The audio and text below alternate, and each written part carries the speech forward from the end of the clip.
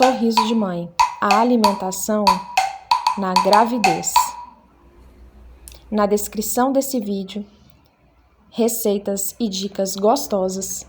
E nessa conversa tem vídeo de palhaçaria, um encontro com Tantinha Raizeira, com Micheline terapeuta e Dan Costa, mãe e confeiteira. Vamos começar conhecendo Micheline. Eu sou a Micheline Souza, eu sou terapeuta em Ayurveda, em medicina indiana, e dentro da medicina indiana eu trabalho com a parte de fertilidade, preparação para engravidar, gestação, orientações para o parto, orientações pós-parto, eu trabalho com a parte de acompanhamento infantil, que seria o que se chama no Ocidente de pediatria infantil, até 7 anos, desde a parte de introdução alimentar, a parte de ervas, fitoterapia, as terapias corporais. Então, no contexto de saúde da mulher, eu atendo todo esse perfil. E também, posteriormente a ser terapeuta ayurvédica, eu sou doula. E como doula, foi a forma que eu encontrei de levar o Ayurveda para o hospital. Porque vocês sabem muito bem, as raizeiras aí sabem, que existem inúmeras técnicas naturais que nós podemos usar com uma mulher no momento dela parir e no trabalho de parto. Mas isso é facilitado quando a gente está na ambiência domiciliar, aquela ambiência das parteiras antigas. E hoje nós vivemos numa sociedade que o parto domiciliar ele não é tão acessível e não é tão possível para todas as mulheres. Mas a doula que pode acompanhar a mulher no período gestacional todo, e ela tem algum conhecimento de medicinas naturais, de ervas, de raízes, de aromaterapia, e eu gosto muito de falar isso, gente. Não é fazer um cursinho raso, não é assistir uma aula pela internet. É muito sério trabalhar com gestante. É muito sério você prescrever um chá para uma gestante.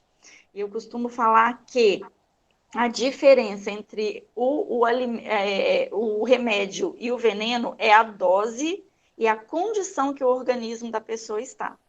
Então, quando se trata de gestante, você ainda tem um segundo ponto. Existe um bebê ali dentro que você não conhece a digestão desse bebê, você não conhece a organização biológica e química desse bebê. E aí você tem que entender que esses processos, eles podem interferir na condição do bebê. Então, é muito comum a gente ver chás milagrosos, shakes milagrosos sendo ofertados para gestantes, que às vezes não se prepararam emocionalmente para parir e geram aquela ansiedade, ou o corpo tem uma dificuldade ali, e aplica-se isso sem entender algumas particularidades fisiológicas e químicas do organismo dessa mulher. E aí a gente acaba tendo desfechos não bons. Acho que a Tantinha vai poder falar um pouco mais sobre isso, né? Mas, por exemplo, eu uso muitas coisas naturais para induzir um parto, para estimular um trabalho de parto, para que essa gestante evolua no seu trabalho de parto. A gente tem que pensar muito que durante o trabalho de parto e durante o parto existe uma conexão química acontecendo entre mãe e bebê. Então, tudo que você faz com a mãe, o bebê recebe. E assim é durante a gestação toda. Então, eu atendo no bairro Cidade Nova. Gostaria até de pedir a vocês, quem quiser me procurar, quem precisar de um atendimento com um valor significativo, falem que vocês estiveram aqui comigo, tá bom?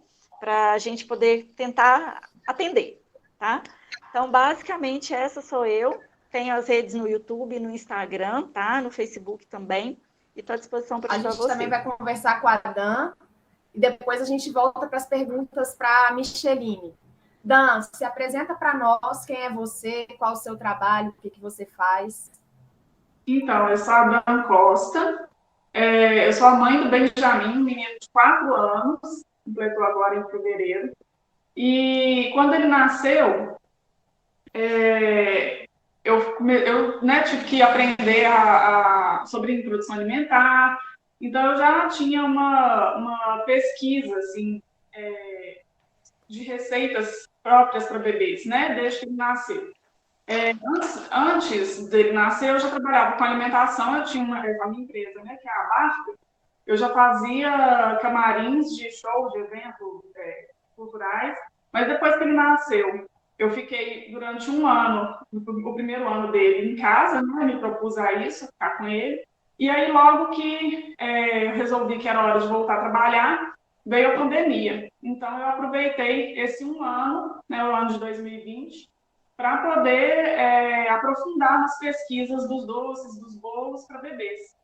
E aí agora eu tenho um cardápio que ele é completo, de festa, e tem um cardápio de Páscoa, de Natal, de festa junina, com todos os produtos adequados para bebês. Então, eles não contêm açúcar, eles não contêm adoçantes, eles não têm ingredientes artificiais, nem corante.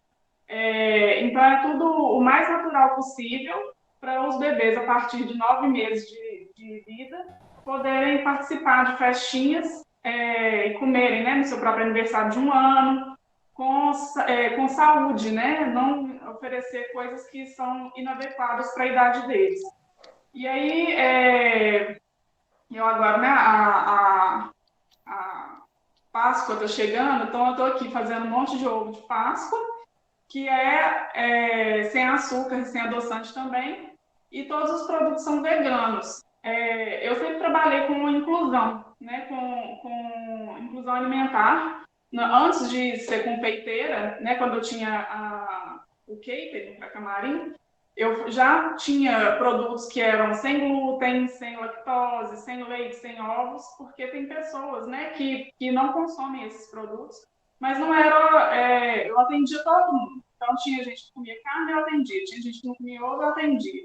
Mas aí agora eu resolvi que eu atendo pessoas, né? Eu consegui abranger o atendimento com os meus produtos, tornando todos os produtos veganos, porque quando a gente oferece tudo, né, atende todo mundo, a gente acaba não atendendo ninguém.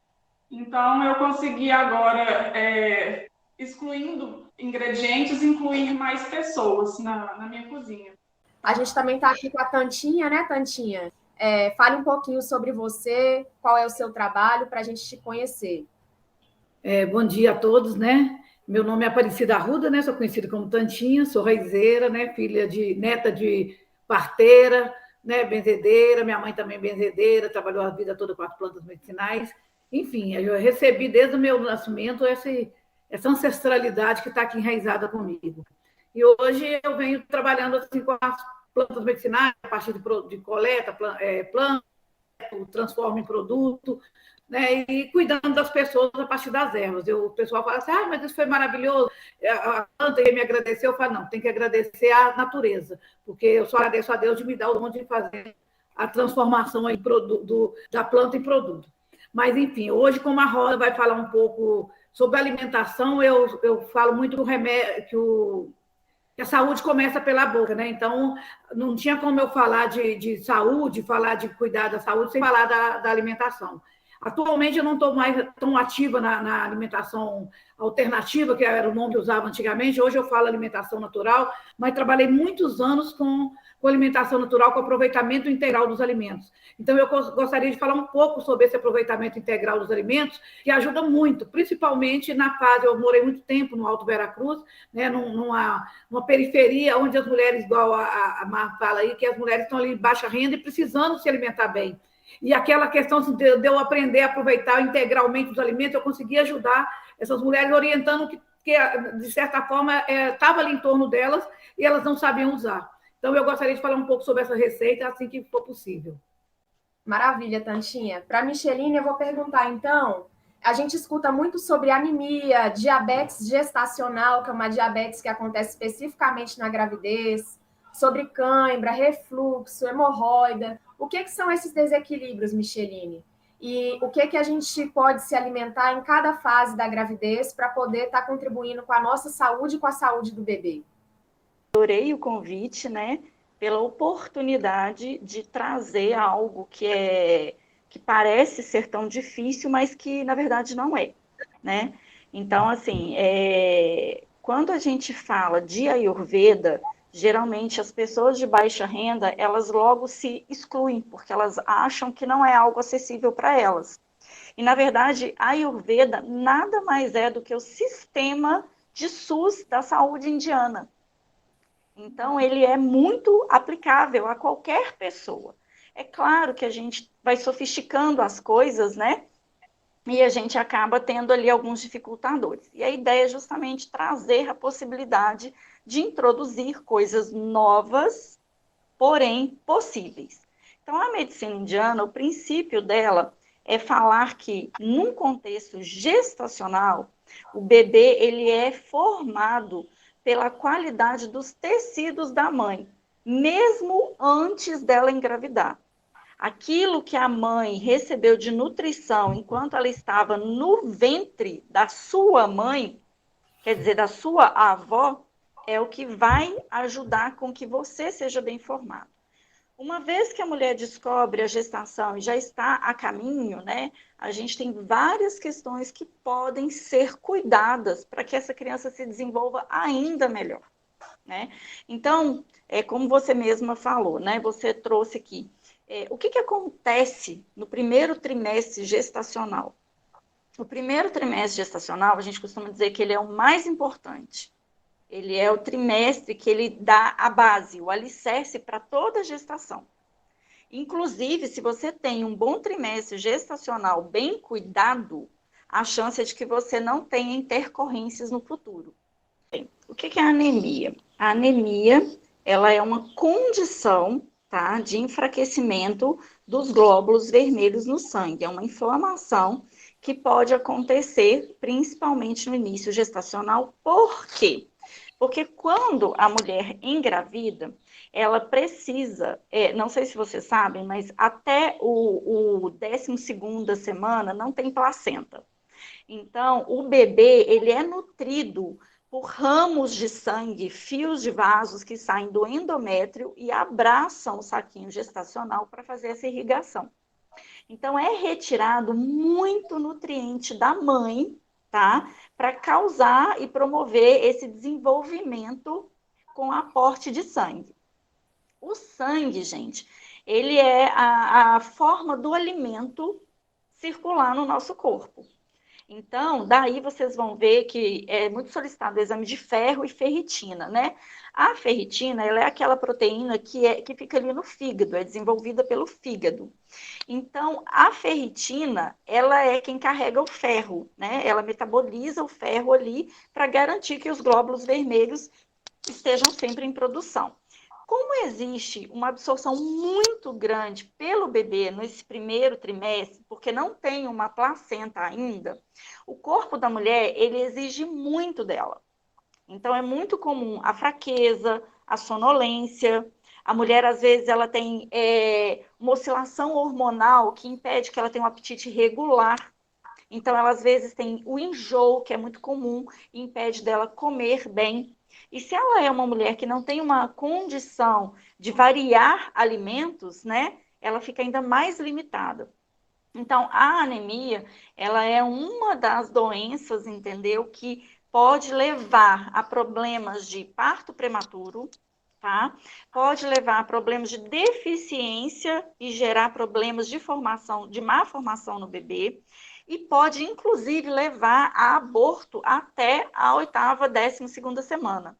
Então, cuidar desse aporte nutricional de forma a aumentar o volume sanguíneo no corpo da mulher é muito importante. E aí a gente geralmente pensa em coisas muito elaboradas para fazer isso, né? E não precisa. Simplesmente a gente diz que você tem que regular a sua digestão, que é o que mais fica difícil para a mulher no primeiro trimestre. A digestão fica lenta, a mulher fica muito oscilante em apetite. E aí a gente tem uma dicasinha. A gente diz que a mulher ela pode mastigar um pedacinho de gengibre, ela pode tomar um pouquinho, um shotzinho de água morna, tá, com gengibre, para abrir esse apetite dela, promover essa digestão e ela então ter vontade de comer os alimentos.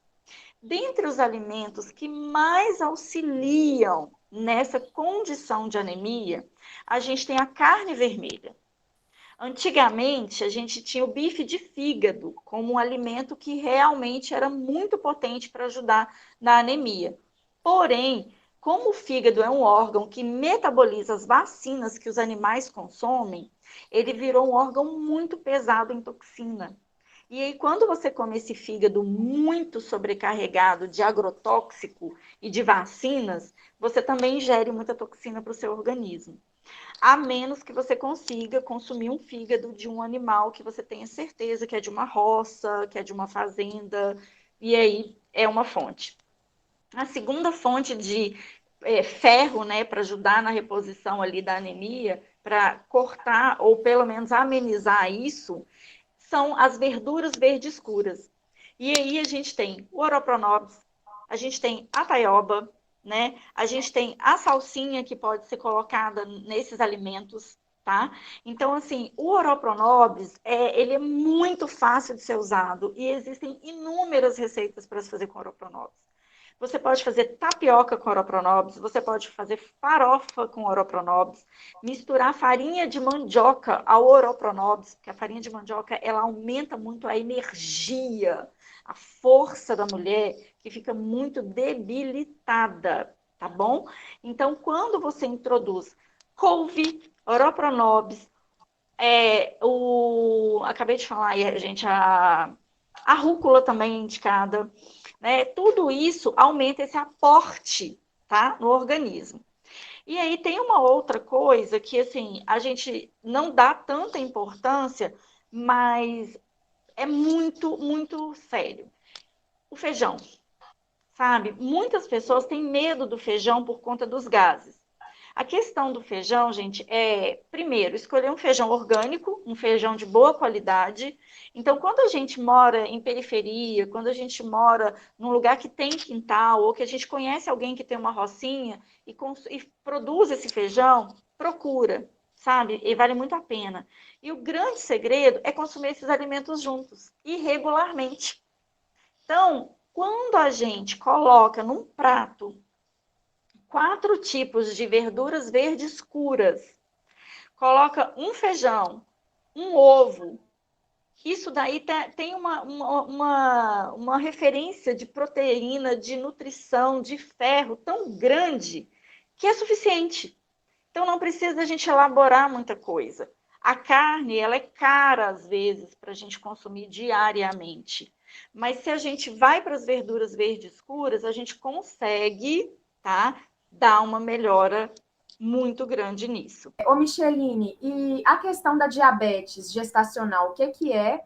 E como que a gente pode lidar com esses vícios alimentares, né? O vício em açúcar, em comida ultraprocessada, ou até mesmo, né, na questão da drogadição, do álcool. Como é que a gente lida com esses desafios? Eu vou até pegar aqui um artigo para vocês que eu peguei ontem. Gente, a diabetes gestacional, ela é tão séria, e o problema da diabetes gestacional é justamente ela não dá sinais antes. Então, é muito comum mulheres que nunca tiveram problema com açúcar, de repente desenvolver a diabetes gestacional. O que acontece é que tudo fica armazenado no nosso corpo como uma memória celular. Então, não surge uma diabetes gestacional se você não tiver tido algum comportamento, algum hábito nocivo durante a vida. É claro, é muito importante entender que quando existe uma gestação, existe a memória celular do espermatozoide, então você traz a referência genética do pai do bebê para dentro do seu organismo. Entendem a seriedade disso? Às vezes a mulher ela não tem nenhuma chance de ter diabetes gestacional, mas quando ela vai ver, na família do marido tem histórico. Olha que legal. Então, quando você engravida, você traz também para você essa referência da genética do seu marido e fica ali armazenado no seu corpo durante 9 meses. O nosso corpo ele se comunica com o feto de uma forma muito íntima. A partir do momento que nasce a placenta, tudo que vai entrar no corpo da mulher vem para a placenta faz um filtro de tudo que ela dá conta, e aí ela tenta passar só nutrientes pelo cordão umbilical. Mas é impossível garantir que só vai passar nutrientes. Então, a diabetes gestacional, hoje ela atinge 18% das gestantes brasileiras atendidas pelo SUS. Olha isso, gente. É considerada uma doença silenciosa e ela se desenvolve porque a insulina, o hormônio anabolizante, está muito alto no início da gestação, momento em que o bebê está se desenvolvendo. Por volta das 24 e 28 semanas de gestação, esse hormônio ele cai. Afinal, o bebê já está formado, daí para frente ele precisa de ganhar peso. E é neste período, se o pâncreas estiver um pouco cansado, tá? Porque houve uma sobrecarga ali no início gestacional. Lembra que eu falei que o primeiro trimestre é muito importante? Então, se eu, no primeiro trimestre, no segundo trimestre, eu relaxei, eu comi bastante açúcar, eu comi bastante farinha branca, eu não fiz atividade física, eu resolvi virar sedentária, eu permanecer sedentária, você deixa o pâncreas sobrecarregado. E aí, o que acontece? Com as funções de levar a glicose para o sangue, como a função de levar a glicose para o sangue é do pâncreas, e ele está sobrecarregado, entendeu? Ele não consegue fazer isso muito bem.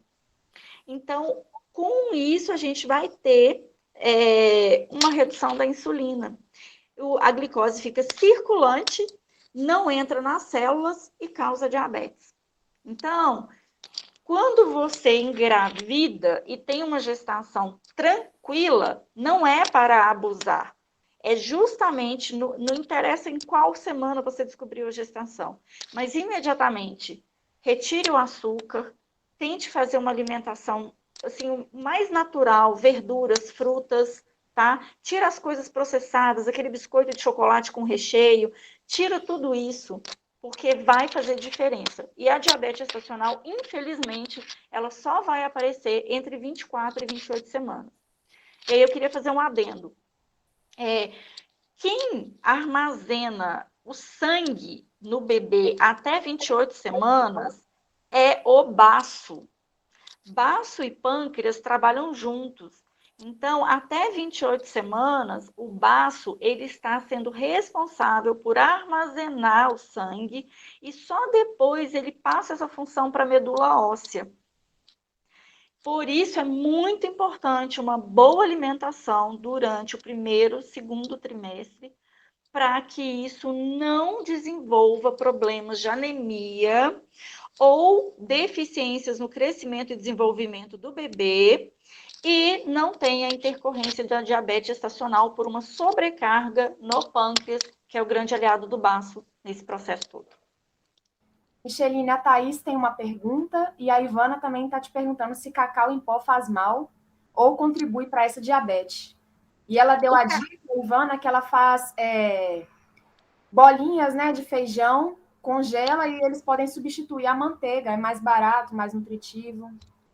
Sim, claro. Bem, o cacau, ele não faz mal, porque ele tem uma propriedade amarga.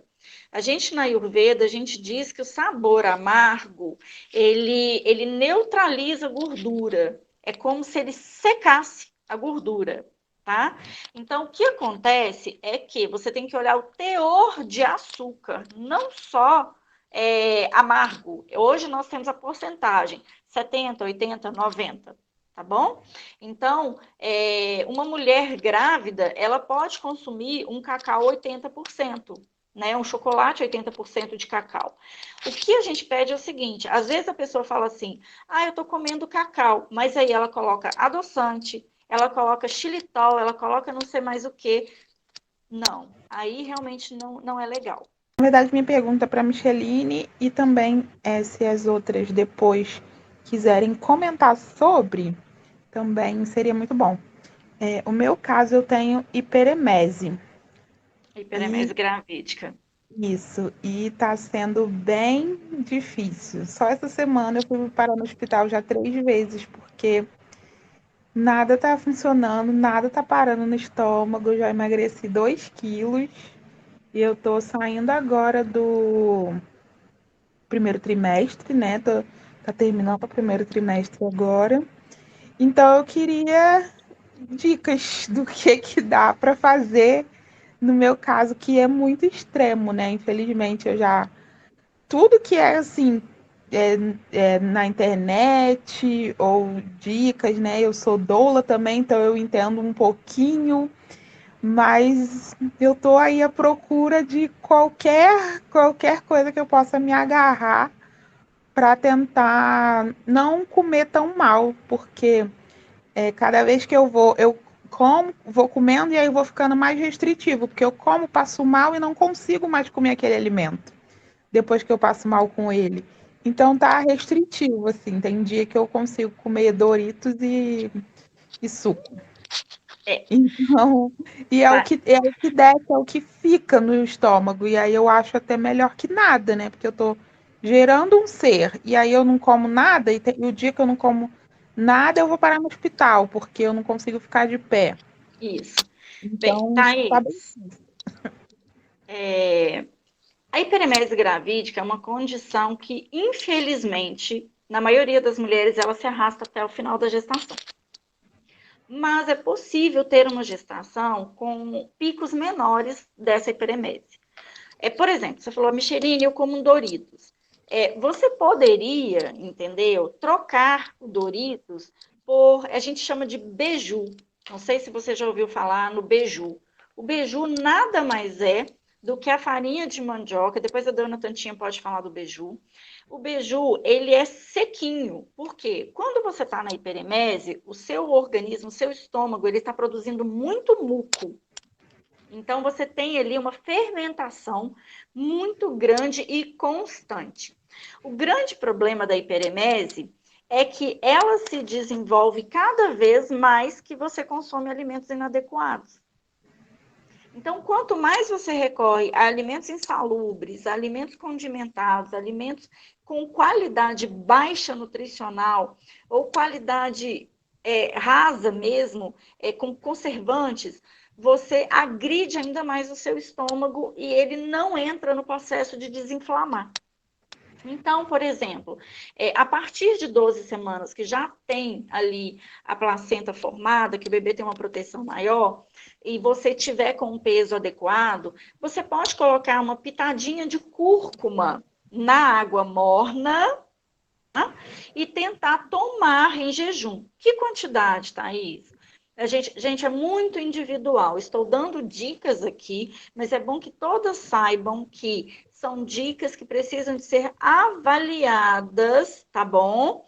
Como a necessidade para cada uma. Lembrando que eu disse no início, gestação é única e existe um bebê lá dentro. Então, não deem dicas e não peguem dicas soltas. Então, vamos lá, Thaís. Você pode colocar um shotzinho de 30 ml de água, tá? Colocar umas 10 gotinhas de limão nessa água morna e uma pitadinha de cúrcuma, açafrão da terra. Aí você vai misturar e você vai tomar isso. O que eu dou de dica? O estômago, ele só vai segurar alguma coisa se ele tiver substância lá dentro. Então, o beiju e a bolacha creme cracker de água e sal vão fazer esse bolo junto com essa aguinha que você tomou. E aí vai segurar o alimento por mais tempo. Essa é uma dica. A outra dica é você mastigar uva passas, tá? Você pode mastigar umas 7 uva passas por dia, mas... Pois é, mas aí é que tá. Quando você está grávida, existe um bebê que ele veio ao mundo por você. Então, você tem que fazer por ele. É muito comum eu passar, às vezes, orientações para as mulheres, elas falam, isso eu não gosto, isso vai ser ruim para mim. Quando a gente está doente, entendeu? A gente tem que olhar para as coisas como remédio. E a gente tem que tentar, sabe? É muito importante você se comprometer com o seu bebê, inclusive energeticamente. Existe uma troca espiritual. A hiperemese gravídica ou qualquer doença que acontece no período gestacional, ela também é uma evolução espiritual, tá? A gente precisa também de olhar por esse lado. Então, vou deixar as dicas. Para enjoo de hiperemese gravídica ou não, tá? Mastigar lasquinhas de gengibre em jejum, porque isso ativa o fogo digestivo, o metabolismo, e ajuda a começar a digerir esse muco excessivo no estômago. Consumir esse shotzinho com água morna, em jejum também, tá? Outra dica, o talo de couve congelado, tá? Você pica a couve, pega aquele talo e congela. E aí você vai ficar mastigando aquilo. Outra dica, não sei se vocês conhecem o erva doce, que ele tem um bulbo enorme. Se vocês souberem onde achar e achar com um preço justo, e é possível, tá? Ou muita gente tem no quintal erva doce, o funcho, né? Aquele talo de funcho congelado é maravilhoso para esse enjoo da hiperemese, tá bom? E a água gelada no decorrer do dia, tá? Porque acaba acalmando esse calor que está no estômago, essa fermentação constante. Agora, o que é extremamente contraindicado: leite, queijo, coisas com muito processado, tá bom? E coisas com muito corante. A gente também teve mães reclamando de refluxo, que eu acho que pode parecer muito com essa questão da hiperemese, né? Cãibras e hemorroida. E eu lembro também, quando eu conversei contigo, você me disse que na Ayurveda tem uma técnica que a gente pode passar a escova na língua, né, para ir retirando essa memória de vícios, né, do nosso paladar. Aí, se você puder falar um pouquinho para a gente sobre essa questão, né, da cãibra, da hemorroida e dessa técnica para a gente ir desviciando a nossa memória degustativa. Na Ayurveda, uma das práticas matinais, a gente tem isso daí, gente, para gestante é ouro.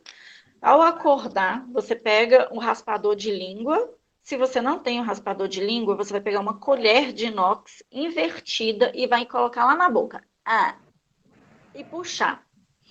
Quando você raspa a língua, você retira a memória das toxinas processadas durante a noite pelo metabolismo.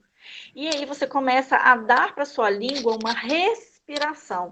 É igual esfoliar. Quando a gente esfolia a pele, quando você está sentindo que você está com mau cheiro, ou que você está com a pele muito gordurosa, você não faz uma esfoliação, às vezes com um fubá, enfim. E aí você faz isso com a língua. Essa rotina é diária. A segunda rotina é tomar uma água morna com mel e limão. Isso, inclusive, ajuda a absorver melhor os nutrientes do que você vai consumir durante o dia. Com relação às cãibras, elas estão relacionadas com a má circulação. Lembrando que uma mulher que tem cãibras recorrentes, ela precisa de procurar o seu posto de saúde e levantar a suspeita de alguma questão relacionada a veias, a trombos. É muito importante a mulher gestante, ela dar uma olhada na parte de vascularização das veias. Mas uma cãibra recorrente, ela habituar a fazer uma caminhada, um alongamento ainda na cama, entendeu? É muito importante. E a cãibra também vem pelo excesso de você usar o corpo. Então, às vezes, a mulher que fica muito tempo em pé, que tem que fazer muita faxina, que às vezes tem o trabalho doméstico mais sobrecarregado, quando ela entra em estado de repouso, ela vai ter cãibra. E aí, uma dica super bacana, gente, é consumir a banana, só que a banana aquecida. Vocês vão amassar a banana, aquecer, podem jogar uma pitadinha de canela. Canela é abortivo? É abortivo se você toma ela quente e cozida, e em grande quantidade. Uma pitada de canela, uma lasquinha de gengibre, nada disso é abortivo. Muito pelo contrário. Então, o consumo da banana, inclusive a banana da terra, é muito bem-vinda para ajudar nesse perfil de cãibra. Sobre o refluxo, fica aí as dicas que eu dei, tá? Que são as mesmas para ajudar ali nesse desconforto estomacal. Claro que existem os refluxos por excesso de muco, onde a gestante, às vezes, ela consome muito queijo e ela consome queijo logo de manhã. Gente, a primeira refeição de uma gestante, ela deve ser levemente aquecida e ela deve ter muita fruta, muito arroz, muita carne, muita verdura verde escura, tá bom? E feijões. E aí eu queria só para concluir aqui, eu acho que a gente já está fechando, né, Marielle? Tem 2 alimentos que eu acho muito importante de vocês conhecerem, tá? De vocês darem uma chance para eles. O feijão moyashi e a romã. O feijão moyashi, ele não é tão caro, hoje ele já está mais acessível, e ele é uma fonte de proteína extremamente rica e potente. Se a gente associar ele às lentilhas, você fazer pequenos hambúrgueres de feijão moyashi com lentilha, isso é ouro nutricional para uma gestante, e isso ajuda nas cãibras, tá bom? Sempre usar bastante azeite, se for possível, e cortar aquele óleo. Melhor você não usar óleo nenhum do que usar óleo de cozinha, tá bom? E a romã. Gente, o sacolão ABC, ele tem a romã, eu vou até pegar para mostrar para vocês. Eu comprei ontem uma romã, tá R$ 9,90. No Verde Mar, uma romã custa R$ 23. Então, uma romã, ela aumenta o volume sanguíneo, ela ajuda a prevenir a anemia. Se você achar esporadicamente na sua gestação romã, consuma. E não é a romã amarela. Olhem no meu Instagram, porque eu postei a diferença entre elas. É aquela romã grandona vermelha. Se você dividir ela em 4, você come romã a semana inteira. E aí você congela os grãozinhos para você consumir.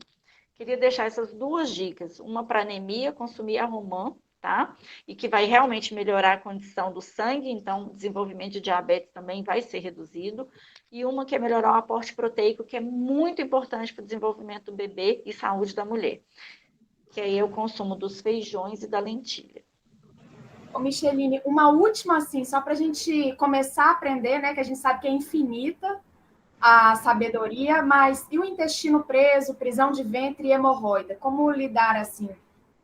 Vou deixar, então, uma dica para uma pastinha. O que acontece? A manteiga ghee, tão classificada como cara pelas pessoas, ela pode ser feita em casa. Você consiga, por favor, uma manteiga de alguém que traz da roça, tá? E aí você vai fazer o processo dessa manteiga na sua casa. Você vai ter uma manteiga altamente nutritiva, tá bom? Altamente potente no contexto gestacional. Daí, o que você faz? Eu ensino a fazer uma pastinha para o intestino e que vai auxiliar na hemorroidas. Simplesmente você vai pegar 2 fatias de mamão, tá? Bem maduro, vai colocar isso numa frigideira, amassar, vai bater umas ameixas com água, tá? Pouquinha água, fazer aquela pasta ali. Aí você vem e coloca tudo isso na frigideira. Coloca um pouquinho de açúcar mascavo. Quem não puder açúcar ou puder mel, pode trocar pelo mel. Lembrando, a gente não põe mel em comida quente, porque ele vira toxina e isso acaba interferindo no estômago. Mel a gente só coloca em comida depois de pronta e não estando quente. Beleza, coloquei tudo isso na frigideira, eu vou colocar 1 colher de chá de manteiga ghee ou de azeite. Vou cozinhar tudo isso e vou comer em jejum. Uma pastinha de ameixa, mamão, açúcar mascavo e 1 colherzinha de ghee ou azeite. Comeu em jejum, isso vai ajudar vocês a ter um funcionamento do intestino de forma mais saudável e evitar as hemorroidas. Lembrando, por que o intestino trava no primeiro trimestre? O intestino, ele está atrás do útero. Quando ele faz aquele movimento peristáltico recorrente, ele também faz a contração uterina. Ele ali vai estar parando um pouco para dar um tempo para segurar nutriente, porque em geral as mulheres no primeiro trimestre ainda não regularam a alimentação, então elas comem de forma muito solta. Então o intestino, apesar de estar segurando toxina, ele segura isso para dar tempo de você começar a comer melhor e para evitar grandes movimentos peristálticos, se você tem até um risco de aborto, tá? Porque quando você tá para ganhar neném, o que acontece? Você tem muita cólica intestinal, porque o útero ele vai contraindo, o intestino contrai, é um movimento muito recorrente. Então, Não existe estudo científico sobre essa fala minha. Essa fala minha é uma observação minha como terapeuta, como profissional e pelo contexto de quem já acompanhou muito aborto em início gestacional. De muitas mulheres, a Tantinha pode falar aí, as parteiras sabem disso, muitas mulheres, quando elas estão abortando no primeiro trimestre, elas contam muito de ter uma cólica e ter uma descarga intestinal muito grande. Então, a gente tem que saber correlacionar esses órgãos todos com o útero quando se está grávida. Maravilha, Micheline. E eu estou aprendendo que tem um hormônio na gente que chama ocitocina, que é o hormônio do prazer, que, assim como se relacionar é gostoso e traz felicidade, né? Comer coisa que a gente gosta, ouvir coisa que a gente gosta. É interessante a gente fazer umas comidas apetitosas, né? Para os nossos olhos, para nossa boca. Isso vai deixar o intestino melhor, a saúde melhor, mas também vai atingir outras esferas do nosso emocional, né? E para falar de comida gostosa, a gente está aqui com a Dan, que é confeiteira. A gente quer ouvir de você, Dan, como é que você se alimentou na sua gravidez e algumas dicas, né? Para os bebês, já que você está se especializando nessa área, né, de comida para bebês, e para as pessoas também que convivem com os bebês. Então, é uma honra ter vocês aqui e a gente quer te ouvir um pouquinho também. Obrigada. Então, na minha gestação, aconteceu uma coisa que não foi tão bacana, porque eu tenho endometriose. E eu fiz um tratamento antes de engravidar para poder engravidar. Eu fiz uma cirurgia, tive que retirar 15 centímetros do meu intestino, tomei uma medicação que induziu a menopausa. Então, foi um tratamento conjugado com alimentação. Eu excluí glúten, excluí leite, excluí ovos, carne. Então, eu estava assim, numa dieta mega restritiva para o tratamento da endometriose por 2 anos. E quando eu engravidei, eu simplesmente liberei geral e comi de tudo que eu não podia.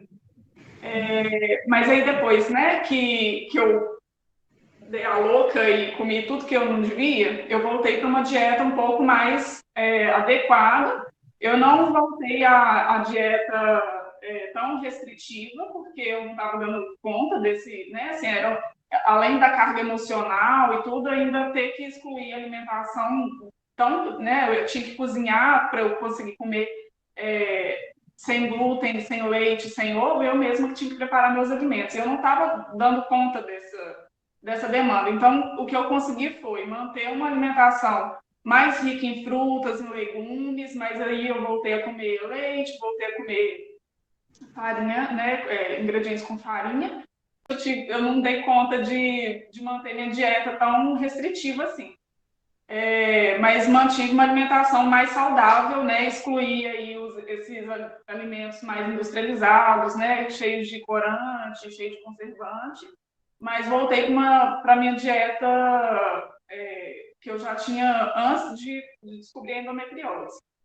E que eu acho que, assim, a realidade da maioria das pessoas, né, é ter uma alimentação que inclui ovos, leite, farinha, mas aí a gente tem que tentar excluir os ingredientes, né, os alimentos que a gente encontra mais no supermercado. Então, descascar mais e desembalar menos, né? A gente comer mais fruta, mais legume, mais salada, beber mais água, procurar tomar mais suco em vez de tomar refrigerante, né?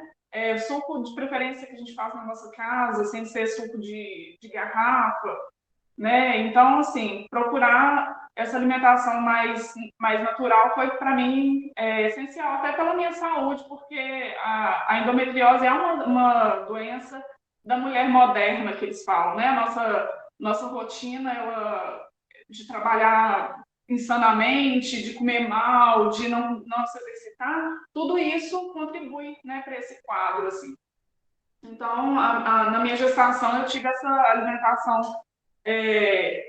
no início mais desregrada, mas depois consegui voltar para uma alimentação mais natural e mais saudável. Na confeitaria para bebês, a gente exclui necessariamente alguns alimentos. Outros não, porque não é consenso nem obrigatoriedade.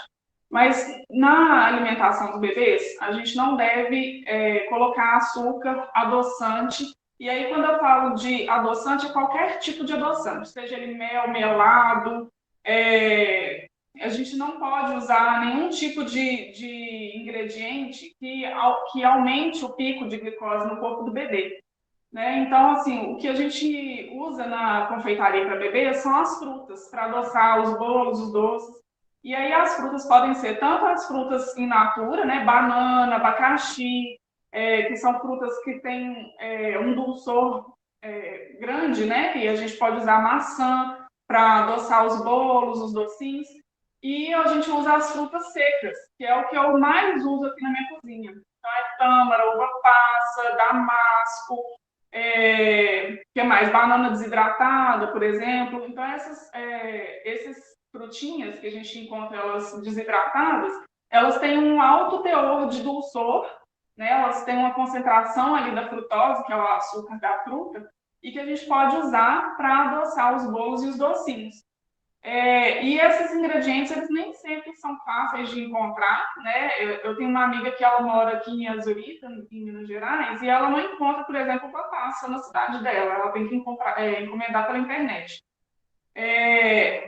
Tâmara também não é tão barato, mas a gente pode usar alternativas, né? No início, quando eu fazia os bolos, eu ainda estava pesquisando, os meus bolos ainda levavam ovos e leite. Depois eu excluí os ovos, o leite, e eu tenho algumas opções de bolos sem glúten também, usando farinhas de arroz, a farinha de aveia, e eu sempre uso uma farinha mais integral para o bolo também ser mais nutritivo, né? Eu não uso só farinha de trigo, não, porque a farinha de trigo também ajuda nesse pico da glicose, né, para o bebezinho. Então, lá no início, quando eu comecei a fazer esses bolos, eu usava muito banana para ajudar a adoçar os bolos. Usava banana e uva passa preta, que tem um custo mais baixo do que a tâmara, por exemplo.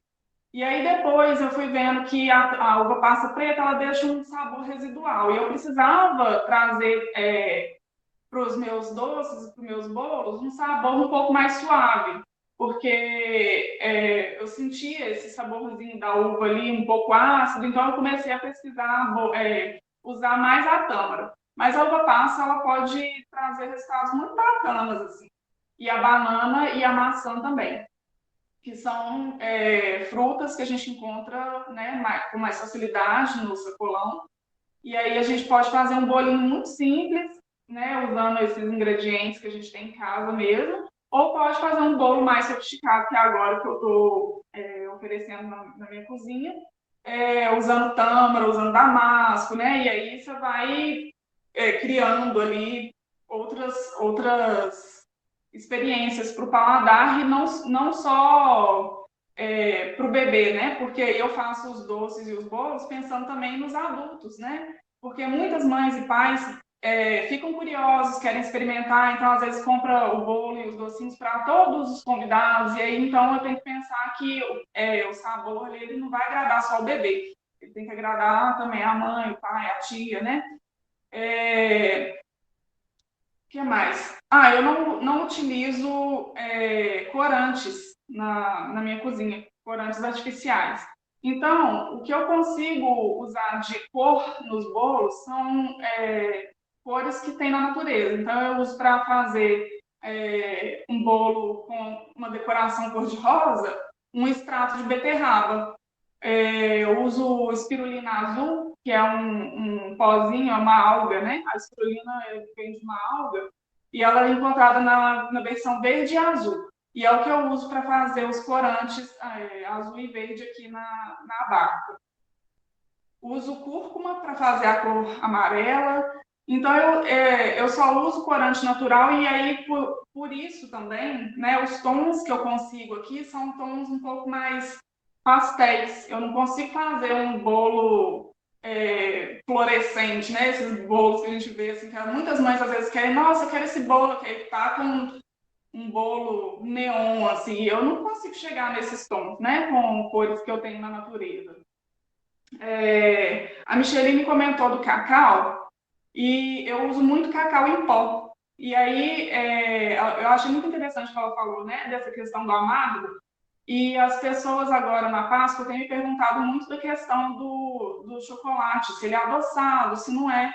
E eu tento explicar para as pessoas que o sabor amargo do chocolate, ele é uma coisa boa, porque a gente foi ensinar que o amargo é ruim, né? Então, a gente às vezes deixa de oferecer alguns alimentos para os bebês com medo deles não gostarem, com medo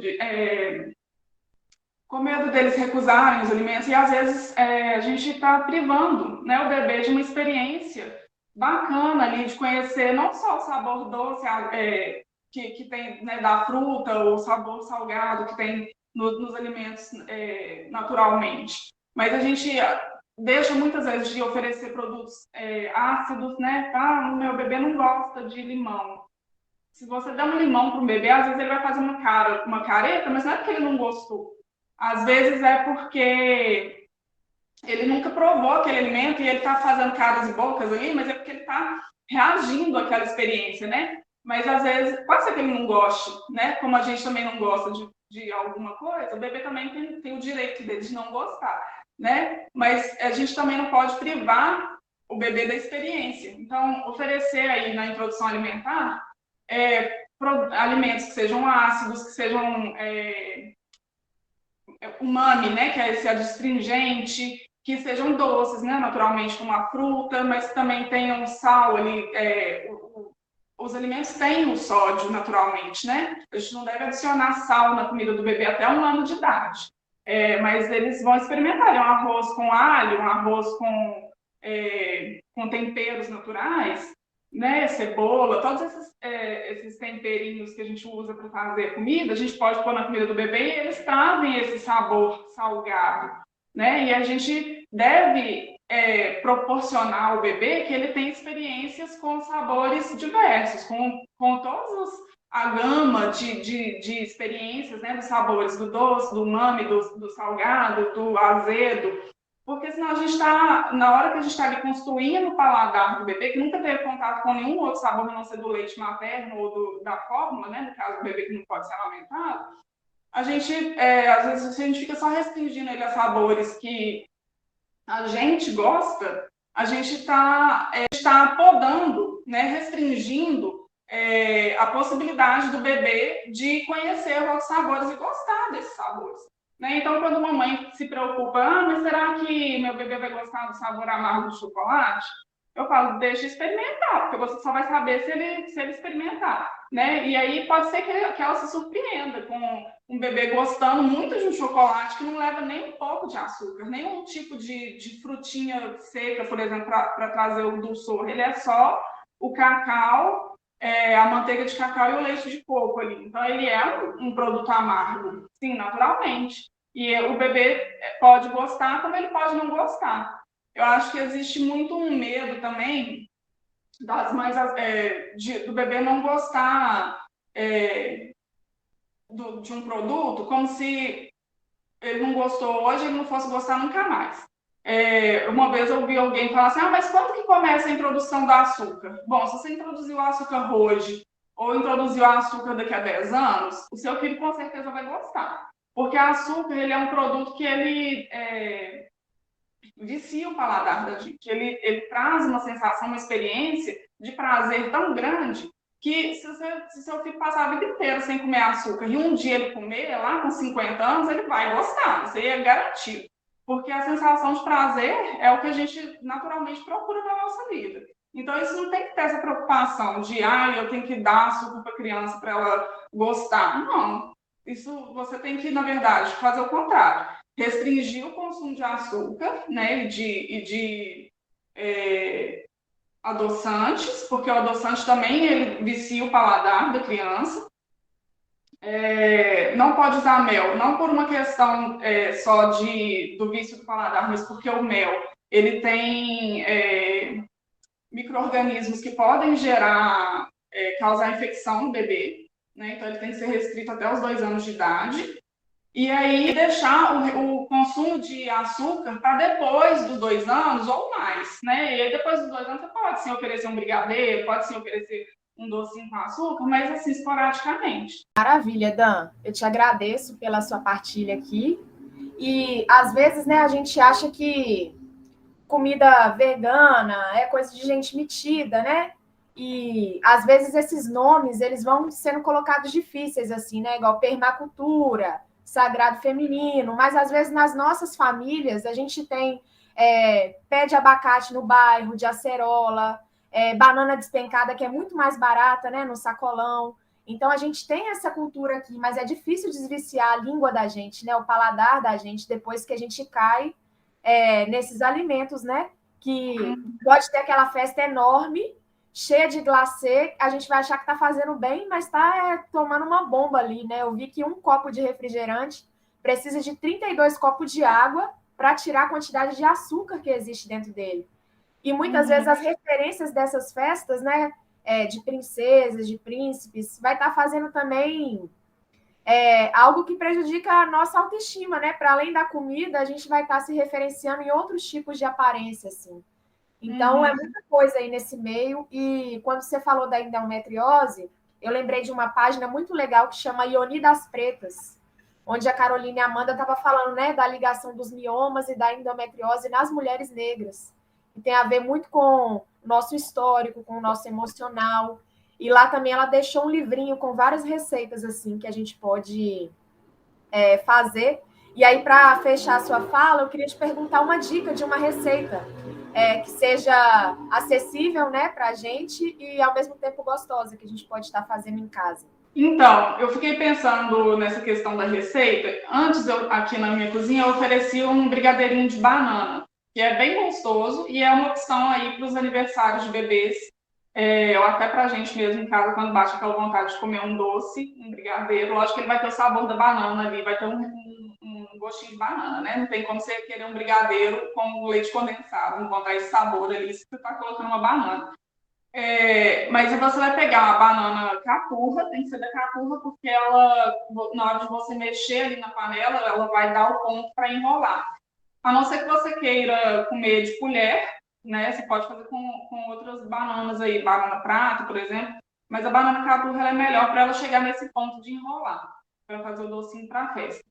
Então, eu posso passar medidas depois e te mandar, mas assim, basicamente você vai pegar umas 2 bananas caturras, bem maduras, amassar e vai pôr na panela, uma panela de preferência que não seja de alumínio, assim, com espátula ou colher de pau, mas não mexer panela com colher de ferro, né, porque pode soltar resíduo, mas uma panela que você tem aí de inox, alguma coisa assim, para você poder fazer ali, ó, misturar até elas desprender da panela, com uma colherzinha de cacau em pó. Tem que ser o cacau 100%, sem açúcar, sem nenhum outro ingrediente, é só cacau mesmo, 100%. Então, uma colherzinha de chá. Se você gosta dele mais forte, né, com sabor mais presente de cacau, você pode pôr um pouco mais. E aí você vai misturar aquela banana ali na panela até ela começar a desprender do fundo. Aí você vai transferir esse doce para uma travessa, um prato, deixar esfriar na geladeira, né? Você pode levar para a geladeira quente ainda para esfriar, para não ficar ali pegando micro-organismos. E aí depois que ele estiver friozinho, você vai pega uma colher, um medidor, alguma coisa, vai enrolar e vai passar no cacau em pó. Pode pôr na forminha se for aniversário, ou já comer ali mesmo. Então, é bom para quem está gestante com restrição de consumo de açúcar, né? Porque pode estar correndo o risco de ter uma diabetes. Ou para o bebezinho, quando ele já estiver ali completando 1 ano, quiser fazer o aniversário dele, é uma ótima opção para servir para os bebês. Maravilha. Agora a gente vai ouvir a Tantinha, que tem a experiência, né, de raizeira, benzedeira e também em Sabará, no Alto Veracruz. Como é que a gente reaproveita os alimentos, né? Não joga tanta coisa fora e, ao mesmo tempo, contribui, né, para a nossa saúde. Diga aí, Tantinha. Uai, meninas, como eu falei no início, né, a gente sou raizeira, trabalho com as ervas e com as plantas, mas entendendo que a saúde começa pela boca. Então, isso acontece muito quando alguém me procura, que eu queria emagrecer, eu queria um remédio que fizesse isso. Primeira coisa que eu procuro ouvir, o que a pessoa está consumindo, o que ela está comendo. E eu lembro que Fernando, meu companheiro que se foi, ele perguntava, primeira coisa, fecha a boca. Então, brincadeira à parte, mas a gente pensa sempre que, frisa sempre que a saúde começa pela boca. E aí é a parte que a gente quer falar, porque às vezes é muito caro, né? A alimentação, eu vi a fala das meninas aí, muito importante, né? Nessa questão de buscar uma alimentação saudável. Mas tudo tem que ter aquele cuidado de entender que a nomenclatura faz você pensar que isso é muito caro.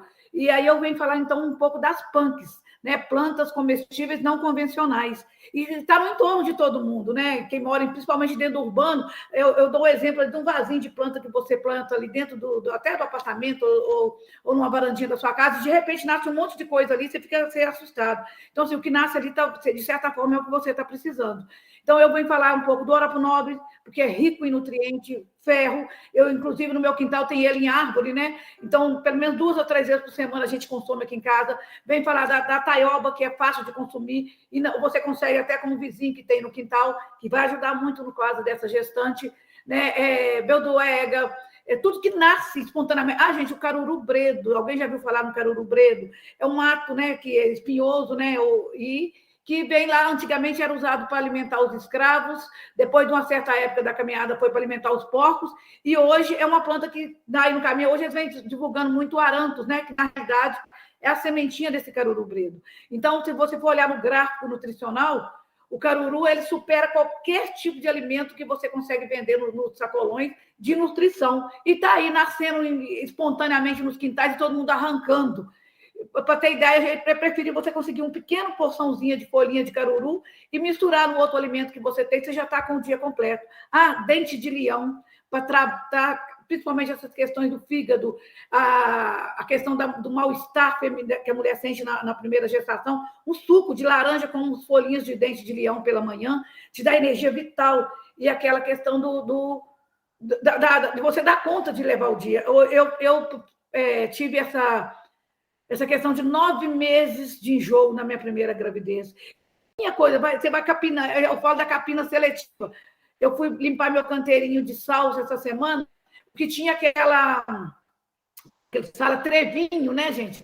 Aquele trevinho que nasce ali, gente, aquilo ali é rico em nutrientes, vitamina C, uma pequena porção que você colocar no seu sorvete pela manhã, com uma maçã e tomar em jejum, já te ajuda a melhorar o estômago e a dar energia vital para poder caminhar o dia. Então, assim, eu convido as mulheres... outra questão que eu queria muito falar, da forma de preparar os alimentos. Isso já aconteceu comigo, então eu lembro que a história que eu conto, que eu entrei para esse trabalho para cuidar da saúde do meu filho. E quando eu descobri que o menino estava com baixa resistência, que a médica falou que ele estava com anemia, com baixa resistência, e eu tinha em casa farinha láctea, Neston, Mucilon. Então, eu comecei a participar de um curso que falava sobre alimentação alternativa e tal, e descobri que eu estava jogando a maior parte do alimento fora. Então, hoje eu cozinho o chuchu com a casca, eu cozinho a abóbora com a casca. Lógico que você compra um sacolão, bem ali carregado de agrotóxico, né? A gente tem que ter muito cuidado. E a preferência é procurar os orgânicos plantados nos quintais, ou com um quintal que tem ali uma produção de abacate na época da produção, você vai consumir abacate. Tem a época da manga, você vai consumir manga. E vão procurar frutos da época, que tem menos agrotóxico. Procurar consumir as coisas com mais facilidade. Mas a alimentação, aproveitamento integral dos alimentos é muito importante. Ah, mas eu comprei no sacolão, estou insegura de usar. Bom, igual o abacaxi, né?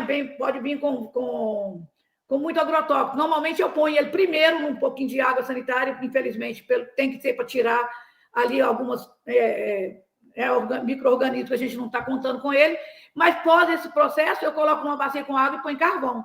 É uma maneira simples que, pelo menos, ajuda a puxar um pouco do agrotóxico. Então, o carvão ele é muito importante nessa função.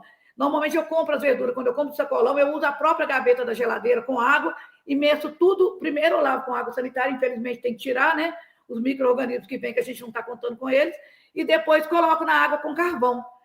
Eu não vou falar que vai tirar 100%, mas, com certeza, o carvão ele funciona como imã e vai dar uma limpada nesses produtos, nessas cascas, para você consumir com um pouco mais de segurança. Mas a minha dica é essa, aproveitar o alimento integral. Eu vi a companheira aí falando de um docinho, né, de banana, né? Então, eu queria só passar uma dica de um bolinho de banana que eu vendi muito tempo numa feira que eu trabalhei na Bernardo Monteiro.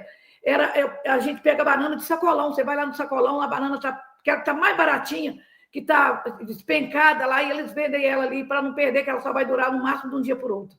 E você consegue essa banana, tira toda a casca, amassa, né? Normalmente eu uso aí 2 ovos para poder só dar a liga, né, nela, e não uso farinha, eu uso mais ou menos 2 xícaras de aveia refinada, ou pode haver ela meio triturada, uma colherinha de fermento, está aí um bolo saudável, fica bem adocicado, cheira, na hora que você assa, ele cheira a casa inteira, para a criança consumir, quem não consome açúcar. Minha mãe, que mora comigo, é idosa, até pouco tempo eu dava ela, agora infelizmente não posso mais, porque ela agora está comendo pastoso, né? Mas de qualquer forma, eu amasso bem essa banana, levo no calor, como eu comprei ela despencada, pode ser que ela venha com algum ponto ali que pode ter contaminado. Então, eu cozinho a banana também para ela, mas ela come ela na colher. Mas, enfim, são coisas simples que podem ajudar, principalmente, não é porque a gente é pobre, viu, gente? Eu vou dar essa dica. Às vezes a pessoa acha que comer o alimento integral, comer com a casca, aproveitar os talos, é porque a gente é pobre. Não, é porque a gente é inteligente.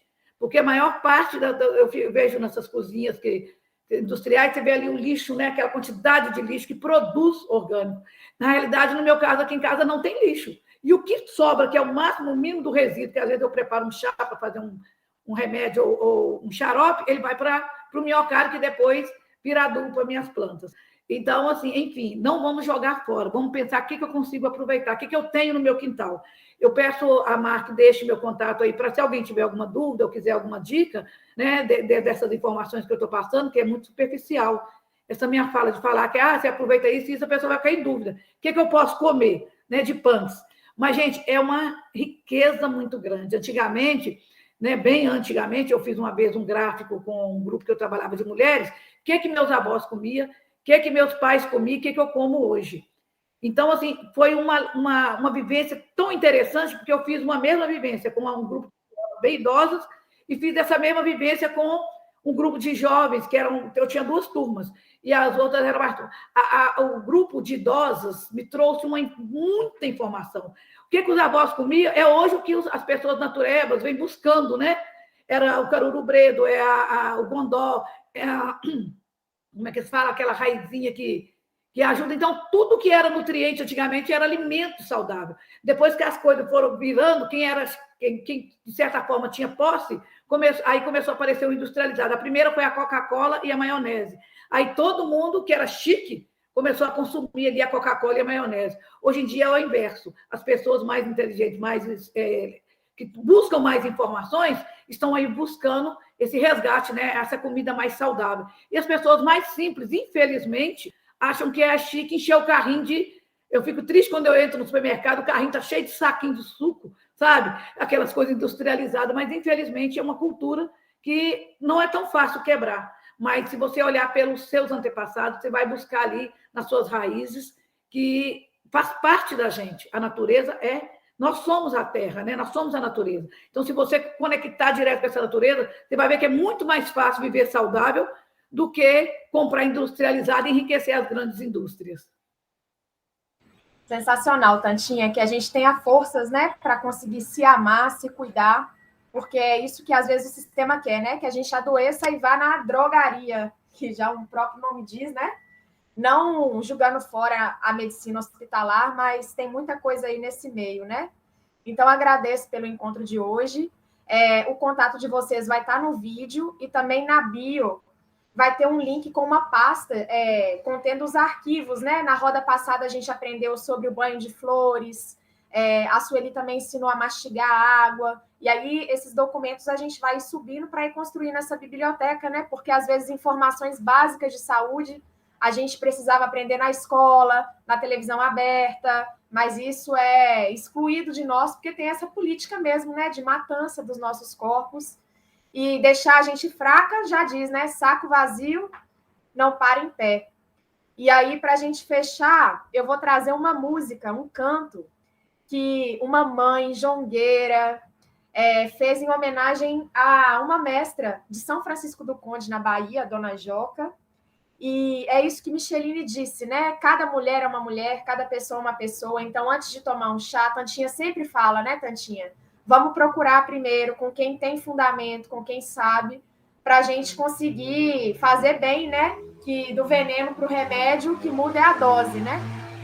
E aí, essa música, ela fala sobre essas senhoras, né? Como Micheline, como Dan, como Tantinha, que nos ensinam a gente a nos alimentar.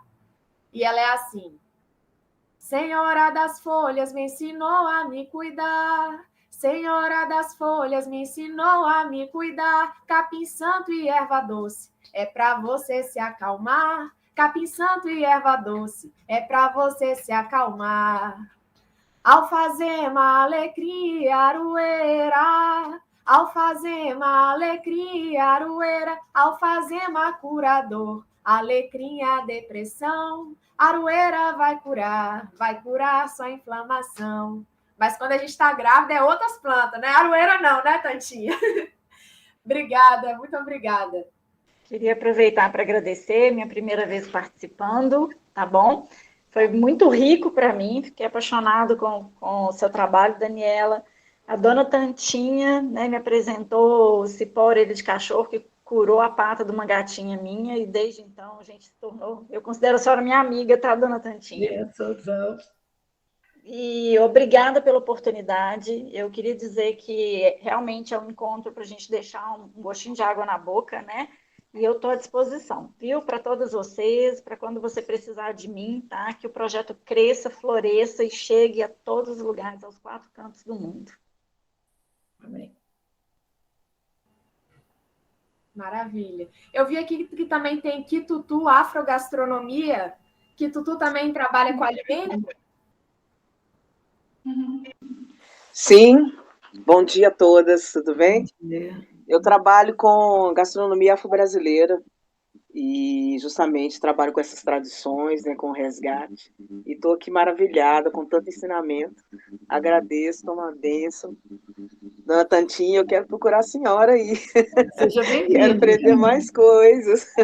Sim, seja bem-vinda. Obrigada, Michele. Dani, que eu já conheço, maravilha. Obrigada a todos vocês, viu? Até. Like, Tutu, deixa seu arroba aqui no chat que eu compartilho no grupo de mães. Sim, deixo sim. Obrigada. Força, saúde, proteção para nós. E agora o vídeo de palhaçaria. Diz que para desmanchar um copo de refrigerante precisa de beber 32 copos de água. 32. Vou desentupir minha pia. A minha saúde precisa mudar. Alô, alô, tem promoção e pra mocinha. Olha, a banana tem potássio que dá alegria, tira a cãibra, se for caturra ajuda a cagar, tem inteira e despencada. O melão e a melancia são sementes africanas que vieram escondidas nas tranças, principalmente nas mulheres negras de resistência. Mas a gente sabe que as grávidas estão querendo receita gostosa, apetitosa, com ácido fólico, ferro e vitamina para não dar anemia nem diabetes e trazer felicidade.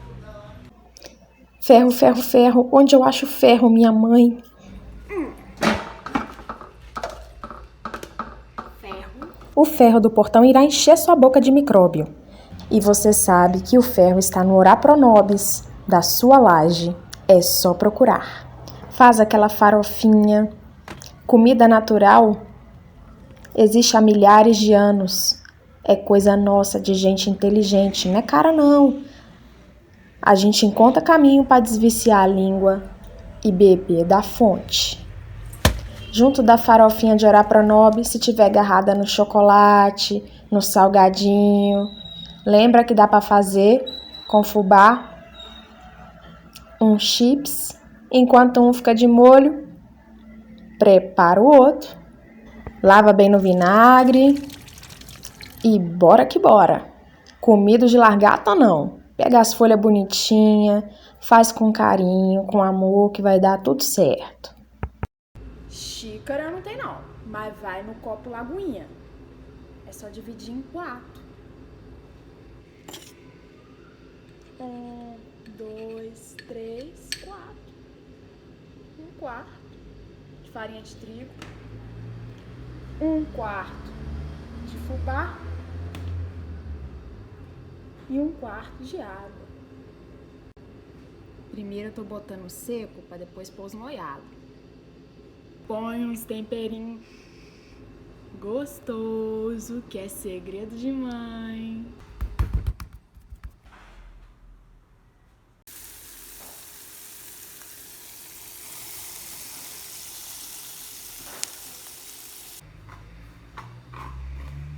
Tá vendo aí que sustância, que vitamina? Doritos com farofa de Orapronob. Agora, minha filha, só farinha. Pode fazer mais vídeo aí. Com essa hemorroida, vai ter que comer coisa para soltar a prisão de ventre.